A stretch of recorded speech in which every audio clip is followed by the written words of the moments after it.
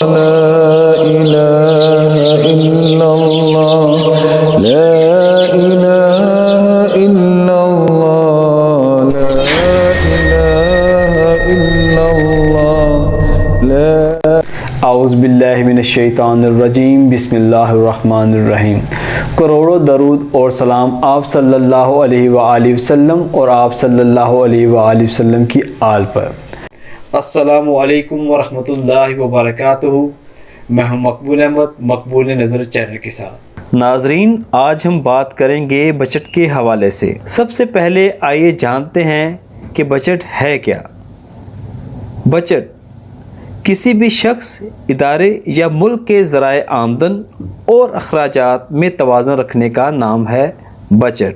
اگر کوئی شخص، ادارہ یا ملک اپنے ذرائع آمدن اور اخراجات میں توازن رکھنے میں کامیاب ہو جاتا ہے تو اس کے آنے والے دن خوشحال ہوتے ہیں، اور اگر کوئی شخص، ادارہ یا ملک اپنے ذرائع آمدن اور اخراجات میں توازن رکھنے میں ناکام رہتا ہے تو نقصان ہوتا ہے، اور آنے والے دن بھی مشکلات کا شکار رہتے ہیں، اور پھر قرض لینا پڑتا ہے، اور قرض واپس نہ کرنے کی صورت میں دیوالیہ بھی ہو سکتا ہے۔ ناظرین، ہر نئی آنے والی حکومت اپنے بجٹ میں یہ موقف اختیار کرتی ہے کہ ابھی جو بجٹ میں خسارہ ہے وہ پچھلی حکومت کی وجہ سے ہے۔ حکومت اور اپوزیشن کی جانب سے ایک دوسرے پر الزام تراشیاں کی جاتی ہیں۔ اب ہم بات کرتے ہیں پاکستان کے پہلے بجٹ کے حوالے سے۔ پاکستان بننے کے بعد پہلا بجٹ 28 فروری 1948 کو پیش کیا گیا۔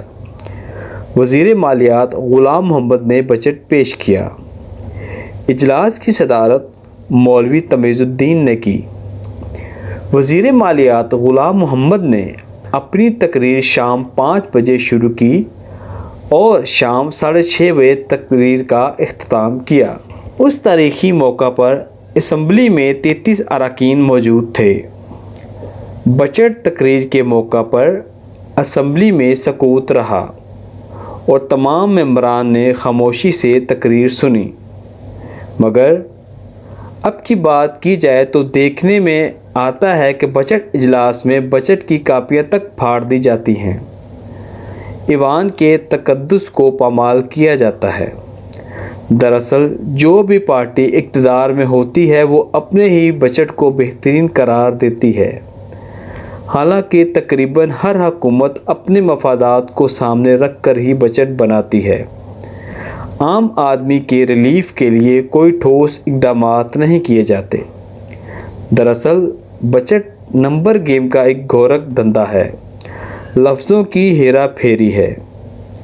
اب دیکھتے ہیں کہ آنے والے دنوں میں عام آدمی کو ریلیف کیسے ملتا ہے۔ اللہ پاک سے دعا ہے کہ اللہ پاک ہم سب کے حق میں آسانیاں پیدا کریں۔ آمین ثم آمین۔ السلام علیکم ورحمۃ اللہ وبرکاتہ۔